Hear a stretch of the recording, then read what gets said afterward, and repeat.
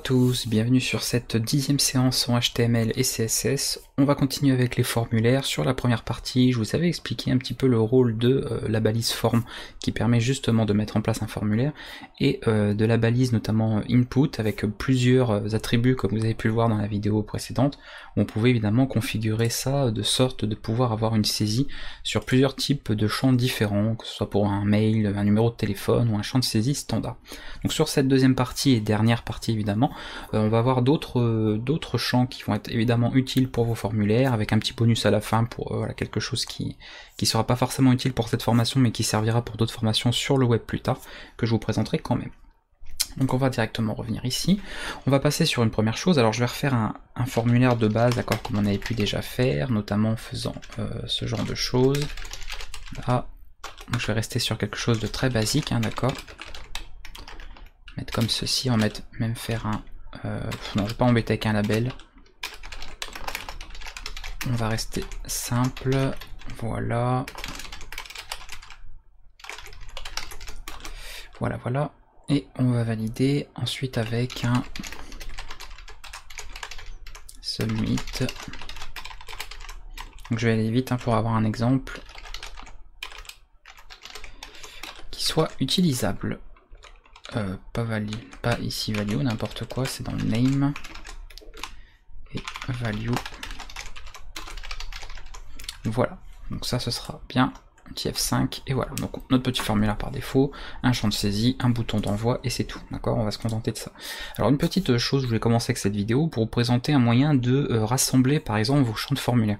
Quand vous allez avoir des formulaires assez longs, ça peut être intéressant pour l'utilisateur de les ranger par section, d'accord, les grouper en fait par on va dire type ou par catégorie pour rendre plus facile le remplissage d'un formulaire, parce que c'est quelque chose en général qui est assez redondant, d'accord, c'est pas forcément quelque chose qui est très apprécié par l'utilisateur.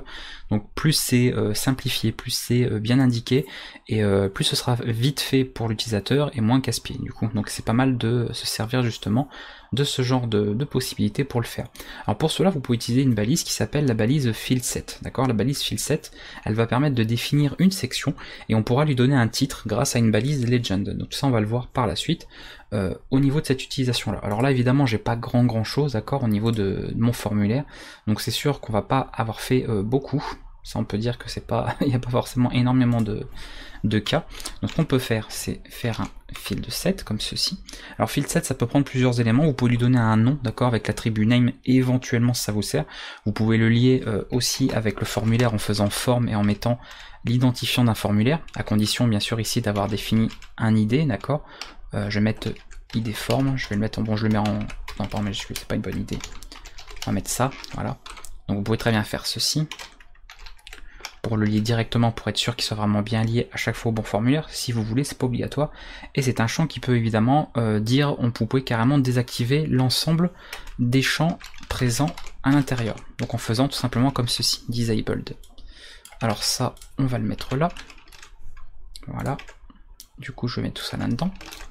Donc là, par défaut, si je mets juste ça, vous voyez que ça me met une section ici, donc ça fait une représentation comme ça, mais là, nous, c'est pas tellement le visuel qui nous intéresse pour le coup, parce que c'est des choses qui peuvent être éventuellement modifiées par la suite, comme on le verra avec CSS.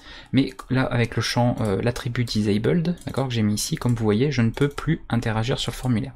On peut comme ça désactiver des portions en fonction, donc ça peut être utile. Donc nous, bon, là pour le coup, on va l'enlever, puisqu'on veut le garder. Et on va ajouter une légende. Donc vous le mettez à l'intérieur du fieldset, vous mettez juste legend, et ici vous mettez le titre, d'accord. Je vais mettre ma section pour faire un truc simple. Voilà, donc voilà comment ça se représente. Donc c'est pratique parce que du coup vous allez pouvoir représenter différents champs faits rapidement. Alors ça, faut vraiment que je désactive cette autocomplétion à la casse-pied qui me ferme automatiquement les balises. Ça me fait perdre du temps plus qu'autre chose. Voilà, comme ceci. Et du coup vous pourrez avoir plusieurs sections au sein de votre formulaire et rendre les choses un peu mieux en tout cas organisé au niveau du formulaire complet. Donc ça c'est une petite chose à savoir. Donc je vais vous présenter ces deux petites balises là qui seront bien évidemment très utiles. Alors comme toujours, hein, tout ce que je vous présente ici dans les vidéos, vous avez le PDF, d'accord, donc le memento HTML dans la description de la vidéo en téléchargement. Je le mets à chaque fois à jour au fur et à mesure des séances pour vous ayez quelque chose de plus complet.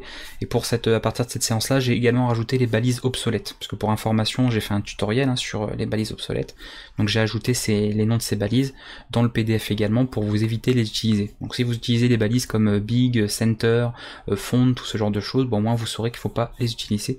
Et bien évidemment, je vous envoie directement sur mon tutoriel hein, concernant les balises obsolètes qui pourra vous être utile et notamment comprendre et savoir quelles balises utiliser à la place des balises obsolètes. Alors voilà pour ces deux petites balises très simples, d'accord, pour simplement organiser nos contenus. On va commencer maintenant à passer, on va garder du coup cet exemple là, ça nous servira. On va passer à un autre type de champ. Donc là on a vu un champ de saisie comme on a fait jusqu'à présent, d'accord, très simple. Mais admettons que vous voudriez faire un article, un forum ou je ne sais quoi, quelque chose qui a besoin d'un contenu un peu plus conséquent, il sera mieux évidemment d'avoir un gros champ de saisie, donc un champ carrément de texte où on pourra mettre quelque chose d'un peu plus conséquent qu'ici un petit champ qui n'est pas forcément très pratique pour ce type de saisie. Pour ça on va utiliser, alors je vais remettre dans des balises P puisque je l'ai fait là au début, la balise text area, comme ceci. Donc là elle est automatiquement complétée évidemment. Et dans cette balise text area, vous allez pouvoir, bon déjà au niveau de l'ouverture, définir un nom, toujours, hein, c'est toujours bien d'avoir un nom, hein, donc ça peut être par exemple, je sais pas moi, article content, je vais l'appeler comme ça, ce genre de choses, et définir éventuellement d'autres petites choses, comme par exemple le nombre, donc c'est-à-dire le nombre de lignes que va afficher en fait le champ, d'accord, en nombre de lignes de texte, et le nombre de colonnes, avec deux attributs très utiles qui sont rows, donc rows pour le nombre de lignes, donc par exemple vous mettez 10, et cols pour le nombre de colonnes, on peut mettre par exemple 65. Donc je vous montre déjà ce que ça donne, ici à la mise à jour, voilà. Donc là vous avez grosso modo 10 lignes d'affichage, 1, 2, 3, 4, etc. D'accord. Vous voyez, on peut aller plus loin, d'accord, mais évidemment ça va vous mettre une scroll bar, évidemment.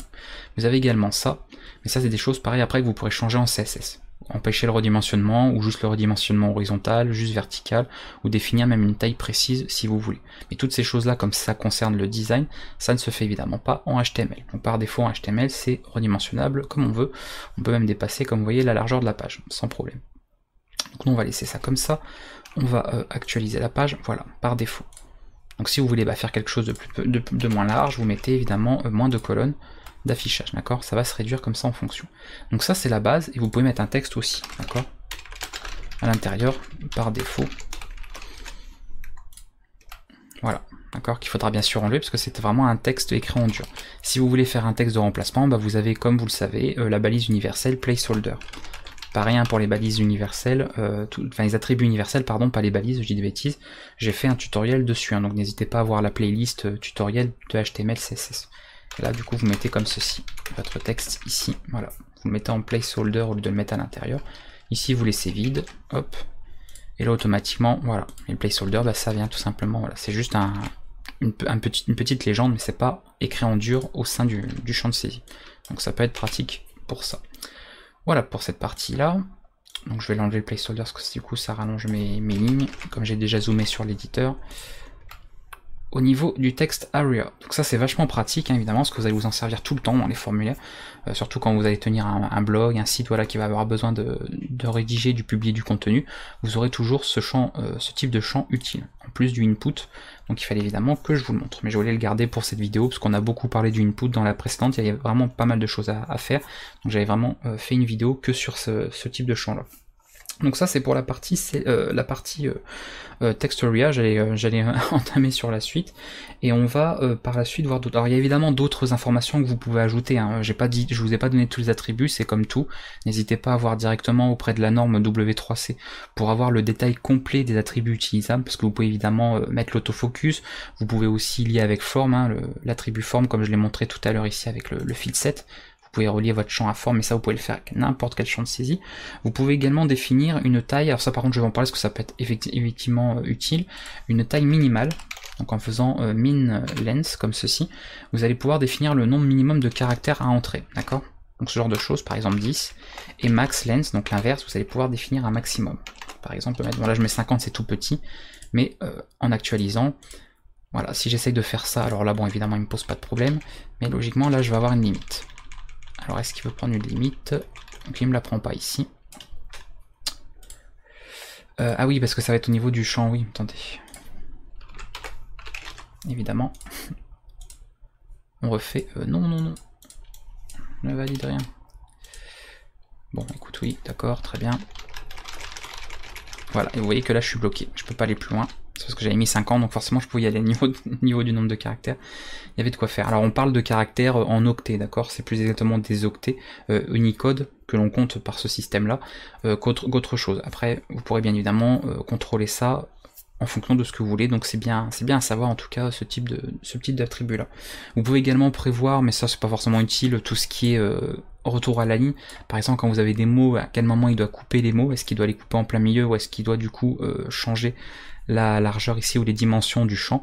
Donc par défaut, logiquement, ça se fait bien, d'accord. Après, vous pouvez vraiment forcer plus, on va dire, plus activement, on va dire, ce changement-là. Donc c'est l'attribut wrap.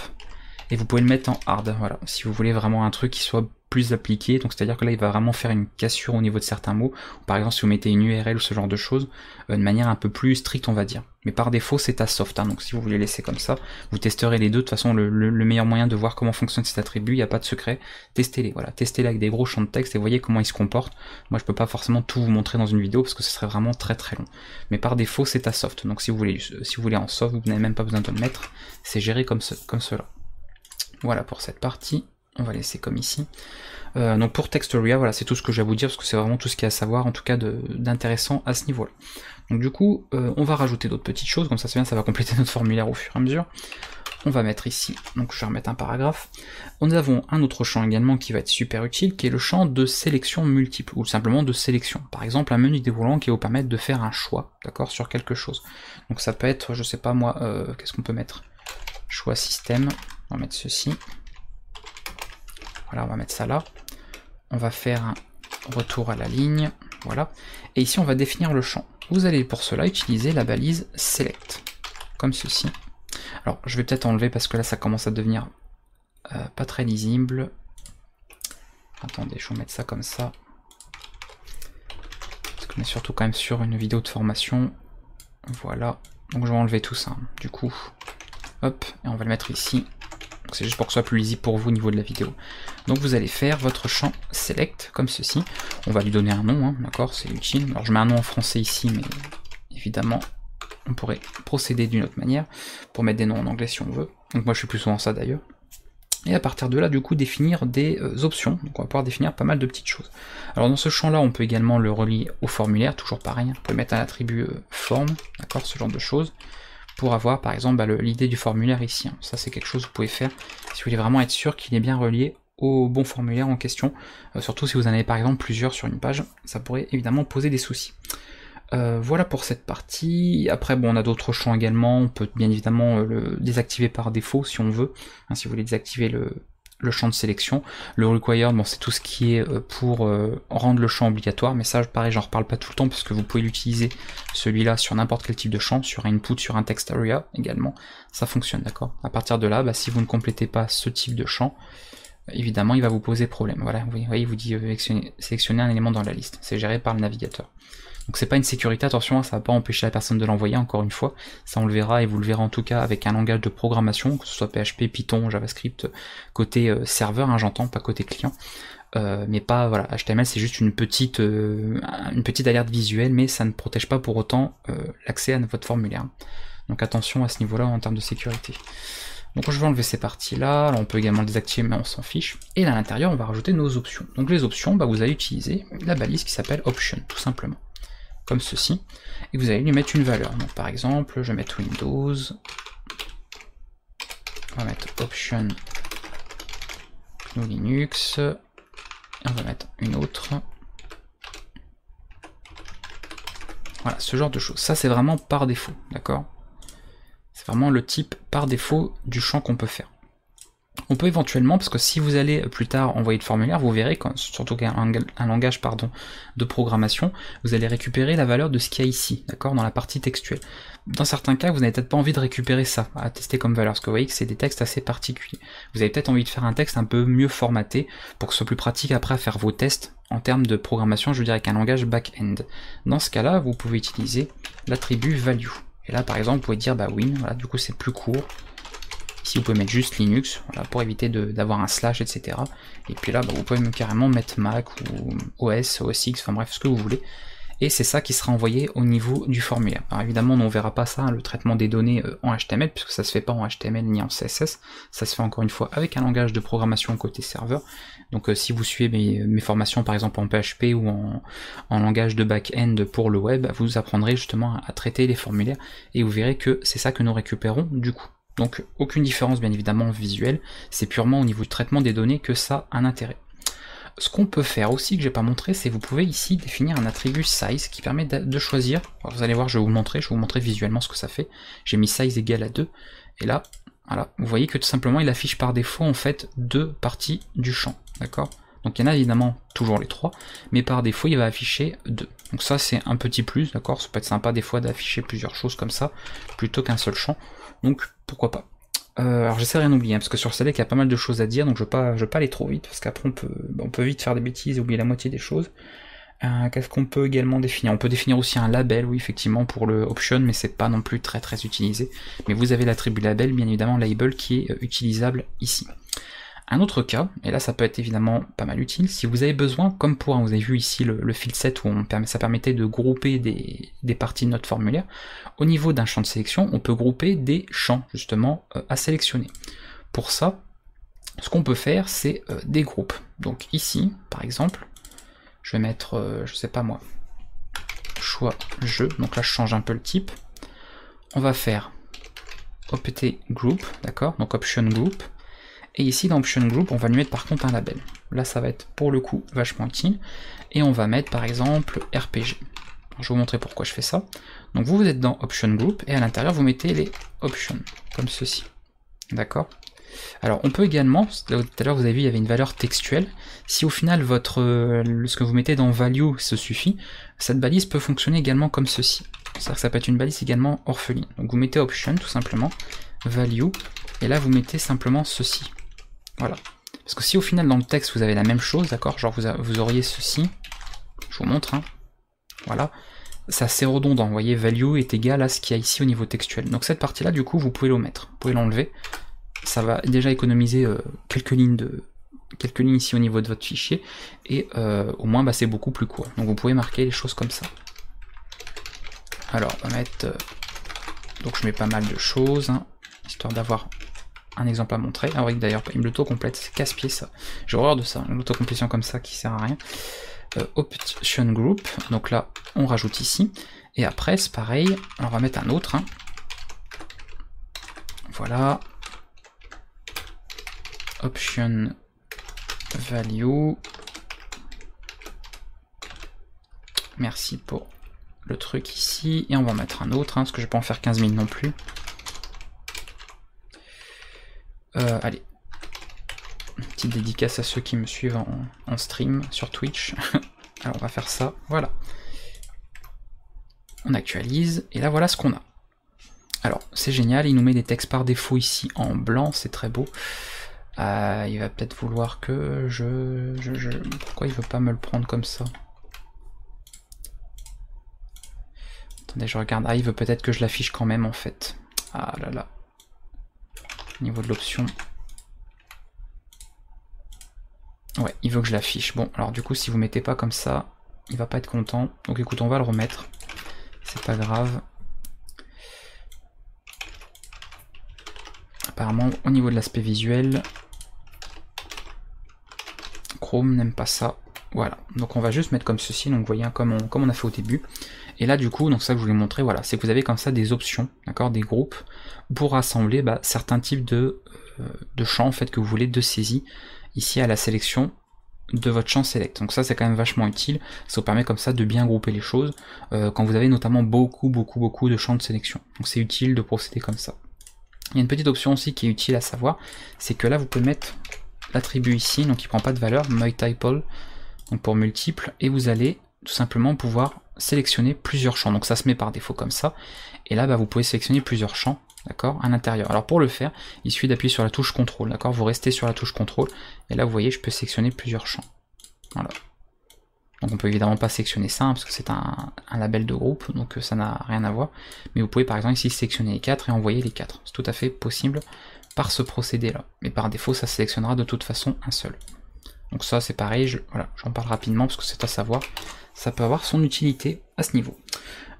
Qu'est-ce qu'on peut également utiliser avec les options? Après bon, il y a toujours pareil, hein, vous pouvez désactiver bien sûr une option particulière, genre par exemple vous voulez plus que cette option soit récupérable, bah, vous le mettez à disable. Ça évidemment, c'est des choses qu'on a déjà vues aussi.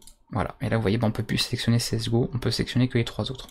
Donc ça, c'est des petits attributs que vous pouvez utiliser sur pas mal de champs, ou notamment pas mal de balises en tout cas, au niveau HTML, en particulier pour les formulaires. Donc vous avez pas mal de choix à ce niveau-là.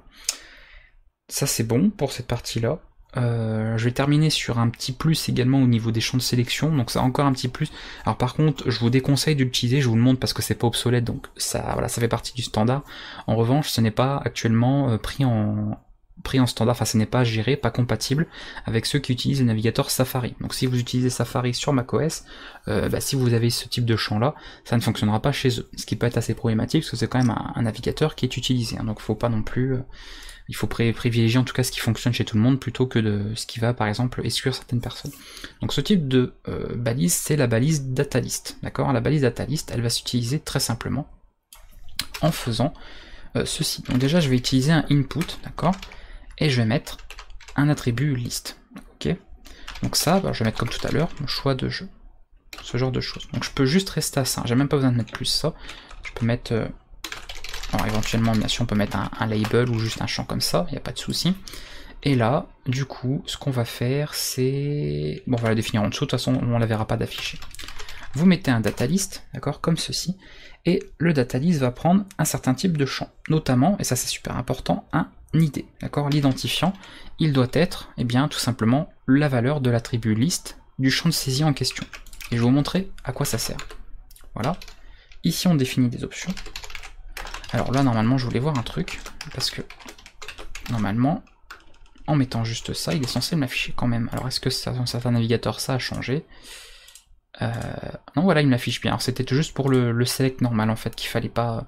Il faut compléter le, voilà, vous voyez, il faut compléter le option. Par contre, pour le data list, vous n'êtes pas obligé. Vous pouvez mettre juste option value comme je l'avais montré tout à l'heure. J'ai peut-être confondu avec les deux, peu importe. Donc on va faire ça. On va mettre un autre champ quand même. Donc admettons, vous mettez quelques valeurs ici, d'accord, au niveau de votre champ. Et la différence comparée à ce qu'on a fait tout à l'heure, d'accord, de ce type de champ, bon déjà vous voyez qu'il est un petit peu différent au niveau aspect, c'est que les gens vont pouvoir choisir dans le champ ici de sélection une valeur qui existe, et si jamais par exemple ils veulent choisir un autre jeu, donc là pour l'exemple que j'ai donné, qui n'est pas dans la liste, ils peuvent le rentrer eux-mêmes, d'accord? Voilà. Et c'est ce champ là qui va être envoyé. Donc ça permet en fait d'avoir un champ de sélection parmi un choix possible qui est proposé, mais si dans cette liste le choix de l'utilisateur qu'il veut n'est pas disponible, il va pouvoir le saisir lui-même. Donc attention, encore une fois, cela n'est pas compatible sur Safari. À l'heure actuelle, au moment où je fais cette vidéo, si vous êtes sur Safari, ce type de champ ne fonctionnera pas comme il faut. Donc à éviter évidemment dans la mesure du possible, privilégier le champ normal, d'accord, le select, qui fonctionne très bien, mais c'est à savoir parce qu'il n'est pas encore une fois obsolète, donc vous pouvez l'utiliser quand même, mais à vos risques. Voilà. Pour tous ceux qui sont sur Safari, ils ne vont pas être très contents par rapport à ça. Voilà pour la partie champ de sélection. Donc là, grosso modo, sur cette vidéo, on a vu voilà comment organiser nos éléments. On a vu tout ce qui était un champ de texte un peu plus allongé, un peu plus grand que le champ de saisie simple, et l'utilisation de champs de sélection, parce qu'ils sont quand même vachement utiles également sur nos formulaires. En bonus de cette vidéo, et pour terminer avec ça, je vais vous parler très rapidement, ça va aller très vite puisque on ne pourra pas l'exploiter vraiment, c'est la balise button. La balise button, alors je vais vous montrer, je vais carrément virer même le form, parce qu'on n'est pas forcément obligé d'utiliser ça. On va utiliser ce type là, on va mettre par exemple cliquer ici, et voilà comment ça fonctionne par défaut. On peut lui définir un type, donc type, donc moi je vais mettre button parce que c'est comme ça que ça fonctionne en standard, donc c'est pas mal. On peut également le mettre dans plusieurs autres types, d'accord, on peut le gérer de plusieurs manières différentes, et ce type de balise, pardon, je vais y arriver entre les champs, les balises machin, je me mélange dans les mots, pourra être utilisé plus tard avec un langage, par exemple comme le JavaScript, d'accord, vous pourrez gérer les événements JavaScript sur ce type de champ sans forcément utiliser un formulaire. Par exemple, au moment où vous allez cliquer sur le bouton, ça va déclencher certaines actions, donc ça peut être utile. Là par défaut, vous voyez mon bouton il fait rien du tout, d'accord, c'est bien, il a un texte machin, mais il ne fait rien. Donc je vais pas vous le montrer puisqu'on ne fait pas de JavaScript sur cette formation, il y aura une formation qui n'est pas encore faite au moment où je fais cette vidéo en JavaScript sur la chaîne, donc vous aurez l'occasion de la retrouver quand elle sera démarrée et publiée, mais en attendant voilà, il faudra vous contenter de ça pour cette partie-là. Alors on peut gérer évidemment comme un formulaire, hein. On peut très bien lui dire par exemple un form method pour le mettre par exemple en post get, ce genre de choses. On peut définir aussi une action, d'accord, genre ma page, une nouvelle page en fait, ce genre de choses. Et le type, on peut mettre par exemple submit, d'accord. Voilà, et là il va fonctionner, il va réagir en fait comme un formulaire ce bouton, d'accord. C'est-à-dire que là on n'a pas de balise forme, mais il va fonctionner comme un formulaire. Si je clique là, je vais envoyer le formulaire. Donc c'est plutôt sympa, d'accord, au niveau de l'utilité de ce type de champ. Alors là vous n'en voyez pas forcément l'utilité, ce qui est normal, c'est surtout encore une fois utile avec un langage comme par exemple JavaScript, ça peut pas mal servir, ou même dans d'autres langages, pour gérer des événements. Mais je voulais vous le présenter, que vous sachiez que cette balise existe, je l'ai également mise dans le PDF que vous avez dans la description de la vidéo, donc voilà, histoire que vous sachiez que ça existe, que c'est pas une mauvaise balise ou qui a été inventée par je ne sais qui, elle fait bien partie du langage HTML. Et voilà pour cette partie, en tout cas pour cette séance numéro 10 consacrée au formulaire, qui du coup termine avec ce que je voulais vous montrer sur les formulaires justement. Donc pour la suite on va commencer à parler de médias, donc on va voir comment gérer des images, d'accord, des images avec des légendes, et on arrivera aussi par la suite sur tout ce qui concerne l'audio et la vidéo, d'accord, parce que ça en HTML il y a beaucoup de petites choses aussi par rapport à ça, pour afficher des vidéos, pour gérer des musiques, pour afficher des images tout simplement, parce que vous avez vu que je voulais pas montrer encore, donc c'est très simple à faire, mais je voulais bien évidemment qu'on voie tout ce qu'on a vu avant, tout ce qui concerne surtout du texte, du formatage, tout ça, avant d'attaquer on va dire tout ce qui est partie média, d'accord, média de manière générale. Je vous dis à bientôt, n'hésitez pas à commenter, à poser des questions si quelque chose n'était pas suffisamment clair, surtout, mais ça c'est vraiment un conseil que je vous donne en HTML, CSS, faites des pages web, testez plusieurs types de balises, d'attributs, etc. Mélangez-les, voyez un petit peu comment ils se comportent. C'est vraiment le meilleur moyen de voir comment ils fonctionnent, d'accord. L'aspect théorique c'est bien, mais il faut également pratiquer, surtout dans ce genre de cas, pour comprendre comment ça fonctionne. Et l'avantage du HTML, du CSS, comme vous verrez par la suite, c'est que c'est beaucoup du visuel également. Donc vous pouvez très vite comprendre comment fonctionnent les choses en voyant le résultat que vous obtenez sur vos pages web. Voilà, à bientôt, on se retrouve du coup, enfin on se retrouvera pour la séance numéro 11. À bientôt tout le monde.